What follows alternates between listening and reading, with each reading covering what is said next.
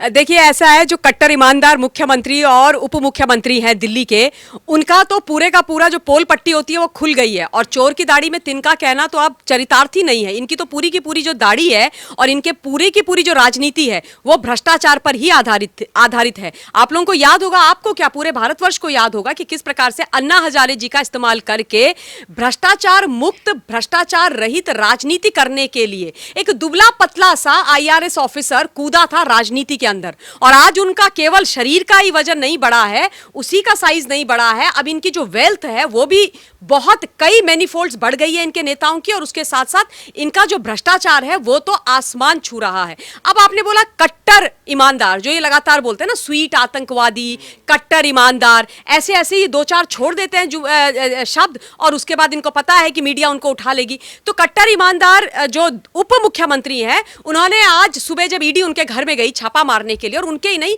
21 total locations में अभी छापेमारी चल रही है जब मैं आपसे बात कर रही हूं, तो उन्होंने लिखा कि ईडी का स्वागत है, ट्वीट किया, ईडी का स्वागत है, आप आइए और हमारे घर में खोजबीन करिए।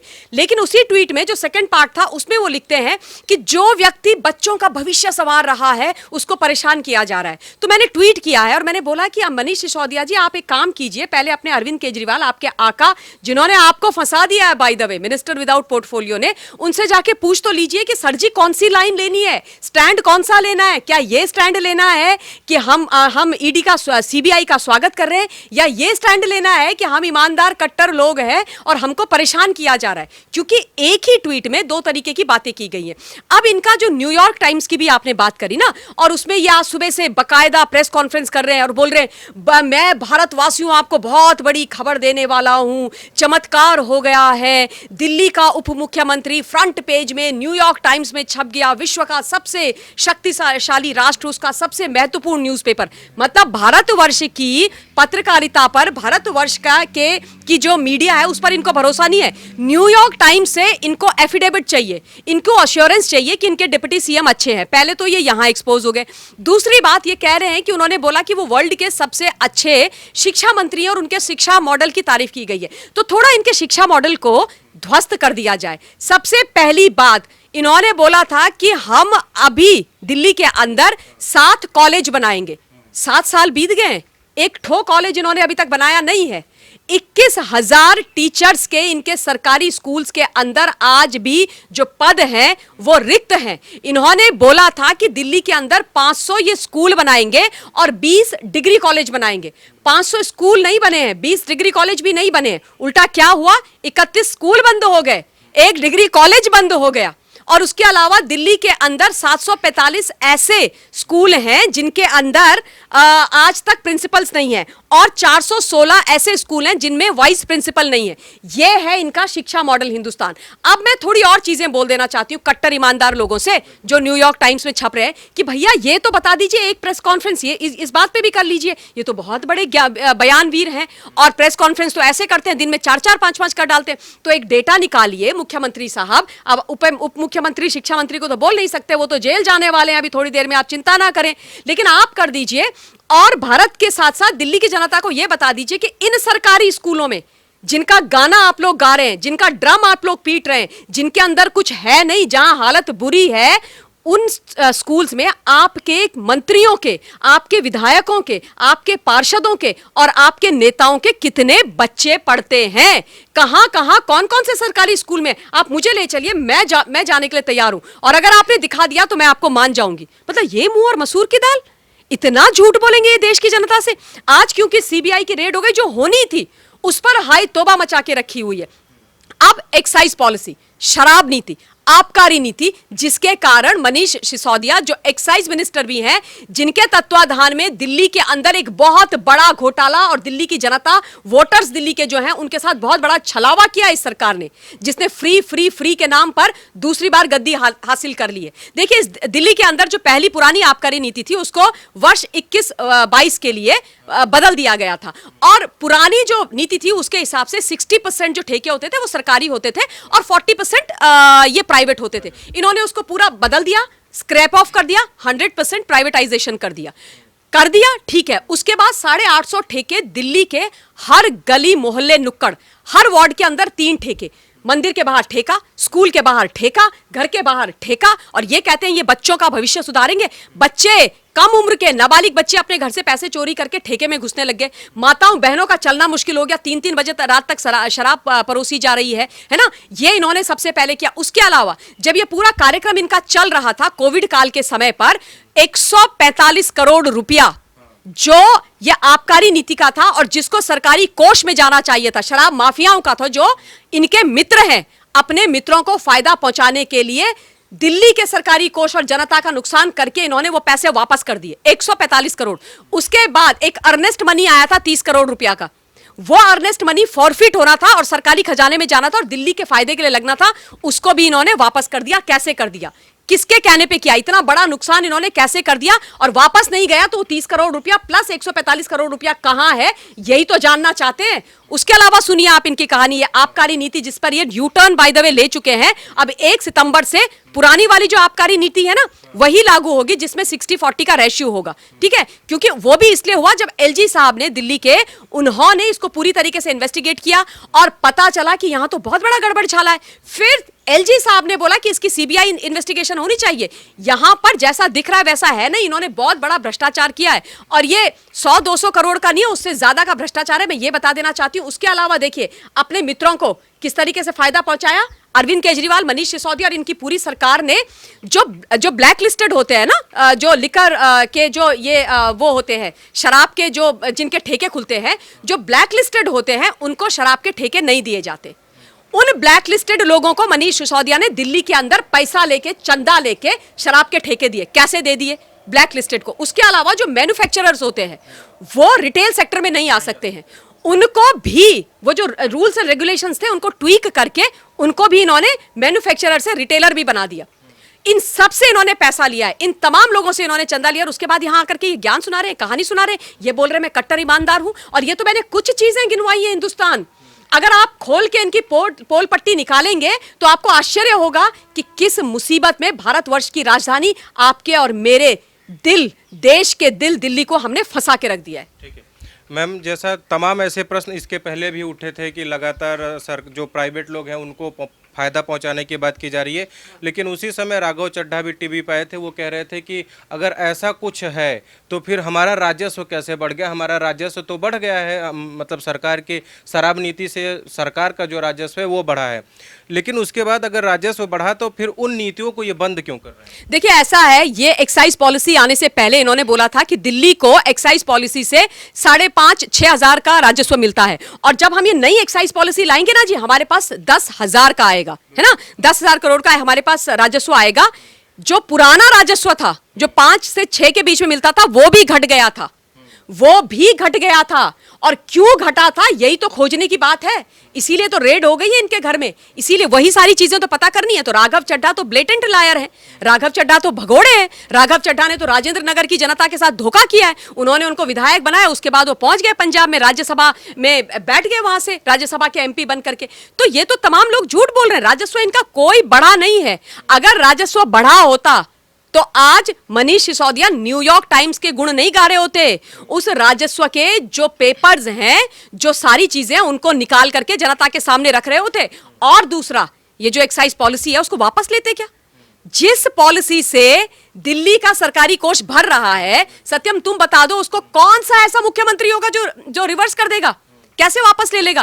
क्यों आप पुरानी पॉलिसी में आ रहे हो? क्योंकि अब पता है फंसने वाले हैं, बुरी हालत हो गई है, राजस्व का ठन गोपाल हो गया है। पिछली पॉलिसी से 100 रुपए कमा रहे थे, इस पॉलिसी से 10 रुपए कमा रहे हैं। तो पैसा जा कहां रहा है? इन लोगों ने, बड़े बड़े लोगों के ठेके ब्लैक हुए हैं, मोटा मोटा पैसा दिया गया है ठेके लेने के लिए। ब्लैक लिस्टेड जो ठेकेदार हैं लिकर के, उन्होंने, ये जो मैन्युफैक्चरर्स हैं, इन तमाम लोगों ने, वो पैसा कहां गया है? अगर वो दिल्ली के राजकोष में नहीं आया तो बताइए मिस्टर केजरीवाल, बताइए मिस्टर मनीष सिसोदिया, इस देश को, देश जानना चाहता है कि वो पैसा कहां गया। बड़े कट्टर ईमानदार है ना, थोड़ा इस पर भी जवाब दे दीजिए।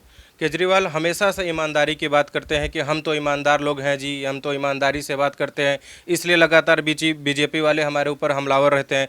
सत्येंद्र जैन पे जब कार्रवाई हुई तभी से अरविंद केजरीवाल कहना शुरू कर दिए थे कि अगला नंबर मनीष सिसोदिया का है, और उस समय मनीष सिसोदिया को लोग ये पूछते थे कि क्यों नंबर आएगा, क्या उन्हें पहले पता चल चुका था कि ऐसा कुछ होने वाला है? हाँ बिल्कुल पता था ना। देखिए ऐसा होता है, चोर की दाढ़ी में तिनका होता है ना।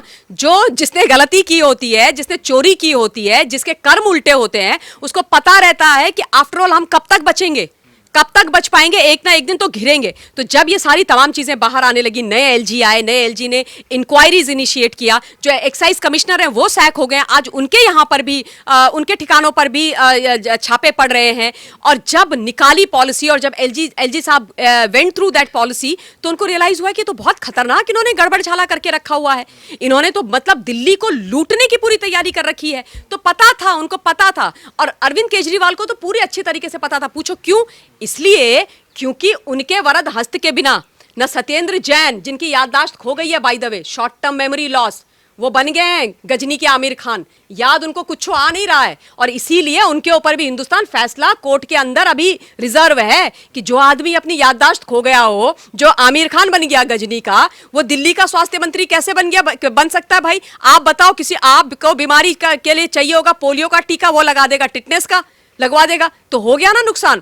तो वो जो सत्येंद्र जैन है, उनके सर पे भी इनका वरद हस्त था। उनका जो पीएमएलए में मनी लॉन्ड्रिंग के मामले में वो फंसे हुए हैं, अरविंद केजरीवाल को सब पता था। उनकी जो शेल कंपनीज हैं उनके बारे में सब पता था। और मनीष सिसोदिया जो उनके सर्वा है, उप मुख्यमंत्री, एक्साइज मिनिस्टर, शिक्षा मंत्री, ज्ञान बांट मंत्री, झूठ बोल मंत्री, अड़गम बड़गम मंत्री, हर प्रकार के मंत्री वो हैं। वो मंत्री जी ने अपने बड़े भैया और अपने मुख्यमंत्री के बिना पूछे कुछ नहीं किया है। इसीलिए तो उनको डर था, इसीलिए गा रहे थे। वो इनकी आदत है ना वेंडेटा पॉलिटिक्स करने की, वेंडेटा करने की। जी वो मोदी जी हमारे यहाँ पे भेज देंगे जी आने वाली है जी, सीबीआई गिरफ्तारी होने वाली है जी, क्योंकि जी हम अच्छा काम कर रहे हैं ना जी, क्योंकि हिमाचल में चुनाव आने वाले हैं ना जी, क्योंकि गुजरात में चुनाव आने वाले हैं ना जी, और मैं प्रधानमंत्री बनने वाला हूं ना जी, और मैं तो जीतने वाला हूं ना जी, और मोदी जी तो हारने वाले हैं ना जी, तो इसलिए ना जी मेरे घर में सीबीआई भेजी जा रही है जी। अरे जी कितना झूठ बोलेंगे आप सर जी, कितना झूठ बोलेंगे। अब तो मतलब जनता ना ये हालत हो गई है, जब ये बोलते हैं तो कानों में रुई ठूस लेते हैं अपने कि भाई बहुत हो गया है। आप कल इन्होंने कल ही शायद कि परसों इन्होंने एक और छोड़ दिया था ना अपना शगुफा, इंडिया नंबर 1। अरे जो भारत विश्व गुरु है उसको आप अरविंद केजरीवाल जी नंबर 1 बनाएंगे? आप बयानवीर नंबर 1, झूठे नंबर 1 है ना, विज्ञापन वीर नंबर 1, आप नंबर 1 बनाएंगे? सर जी आप दिल्ली को पहले नंबर 1 बना दो, जो 7 साल में आपने नंबर पता नहीं 100 में कहां डाल के रख दिए, उसको आप नंबर 1 बना दो। उसके बाद भारत तो बहुत सुरक्षित हाथों में है, तो आप उसकी बात ना करो तो अच्छा है। ठीक है मैम, दिल्ली की जो मूलभूत समस्याएं हैं, जब हम लोग शुरुआत में दिल्ली आए थे तो कहा जाता था यहाँ पे पानी और प्रदूषण दो बहुत गंभीर समस्याएं रही हैं, लेकिन इन दोनों मुद्दों पे अभी तक लेके कोई काम नहीं हुआ है। और हर राज्य में जब भी जाते हैं केजरीवाल तो वहाँ यही कहते हैं हम फ्री बिजली देंगे, फ्री शिक्षा देंगे। तो क्या लगता है आपको ये झूठे वादे एक्सपोज अब हो जाएंगे? बड़ा अच्छा प्रश्न किया आपने। अभी सीएजी की एक रिपोर्ट आई है, कैग की रिपोर्ट है ना, और वो कैग की रिपोर्ट जो है वो आई है 4 साल के बाद। 4 साल के बाद उसको विधानसभा के पटल में मुख्यमंत्री ने रखा है। 4 साल तक नहीं रखा, पता है क्यों? क्योंकि उसमें इतने खतरनाक खुलासे इस सरकार के खिलाफ हुए हैं कि अगर जनता सुनेगी तो जनता को पता लगेगा कि दिल्ली की जनता को खासतौर पे कि क्या कर दिया है। अब पानी की आपने बात करी, इन्होंने रो रो के और गा गा के और ढोल पीट पीट के फ्री पानी और फ्री बिजली के नाम पे वोट बटोर लिए। कैग की रिपोर्ट में, मैं नहीं बोल रही हूं, कैग की रिपोर्ट में यह लिखा हुआ है कि दिल्ली के अंदर आज भी 1700 से ज्यादा ऐसी अनऑथराइज्ड कॉलोनीज हैं जिनके अंदर नलका तो छोड़ दीजिए, वो जो ये कहते थे बिस्लरी से ज्यादा साफ पानी आएगा जी, टोटी खोलना नीचे मुंह लगाना डायरेक्ट पानी पीना, वो तो छोड़ दीजिए। उन 1700 से ज्यादा कॉलोनीज के अंदर आज तक पाइपलाइन नहीं गई है पानी की, पाइपलाइन। ये झूठ, इतने झूठे हैं। सीवर लाइन 1545 ऐसी अनऑथराइज्ड कॉलोनीज हैं जिनके अंदर सीवर लाइन नहीं गई है, ये इनकी हालत है। और बिजली के बिल मैं आपको बताती हूं, झुग्गी सम्मान यात्रा में मैं गई थी तमाम झुग्गियों के अंदर दिल्ली के, 45 हजार, 15 हजार, 10 हजार के झुग्गी वालों के बेचारों के बिल आए हुए थे जो उन्होंने दिखाए हैं। केजरीवाल जी इतना झूठ बोल के सर जी आप कहां जाओगे, कहां जाओगे? और सिर्फ इन्होंने अपना भला किया है। वो फ्री बीज से, ऑल्टो से, ये पता नहीं मतलब वो 5 लाख की गाड़ी से 50 लाख की 1 करोड़ की गाड़ी पे पहुंच गए हैं ना। हर तरीके से इनकी तरक्की हो रही है। इनकी जो वो एक राखी बिरलान करके इनकी एक एमएलए हुआ करती थी जब वो शुरू में आई थी उसके बाद कुछ नहीं था, साइकिल नहीं थी। विद इन नो टाइम उनके घर के बाहर स्कॉर्पियो खड़ी थी। स्कॉर्पियो खड़ी तो बोल रहे हैं, जब ये कंट्रोवर्सी हुई तो बोला मुझे गिफ्ट मिली। अरे भाई हमें तो नहीं मिलती ऐसी गिफ्ट, आपको कैसे मिल जाती है? और कौन है वो गिफ्ट देने वाले जिन्होंने आपको स्कॉर्पियो उठा के दे दी? आप हमें भी बता दीजिए।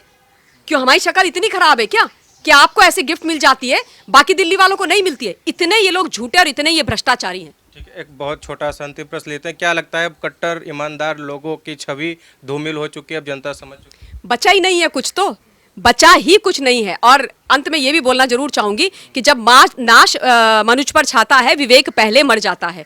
तो इनकी जो वो महत्वाकांक्षा थी ना, सब कुछ ज्यादा चाहिए, झूठ बोल करके पूरे देश को कब्जा करने की, हिटलर बनने की और फासिज्म की सरकार चलाने की, वो धूमिल हो गई है। और देखिए ये जो देश है इस वक्त, हमने लाल किले की प्राचीर से 15 अगस्त को देश के आदरणीय प्रधानमंत्री जी को सुना, उन्होंने बोला कि परिवारवाद और भ्रष्टाचार दोनों पर प्रहार किया जाएगा। और देश के आदरणीय प्रधानमंत्री जी ने जो फाइट अगेंस्ट करप्शन आरंभ करी है, उससे कोई नहीं बचेगा, चाहे वो कोई भी हो, कितने बड़े राजसी परिवार वाला हो, चाहे कोई IRS अफसर हो जो अपनी पत्नी को भी नौकरी छोड़ के घर में बिठा चुके हैं, और चाहे कोई भी हो। भैया इसे देश का भला होगा, देश का पैसा, जनता का पैसा जो ये भ्रष्टाचारी नेता इरिस्पेक्टिव ऑफ पॉलिटिकल पार्टी हड़प रहे हैं, उसको वापस भी लाया जाएगा सरकारी कोष में और इनको सजा भी दी जाएगी।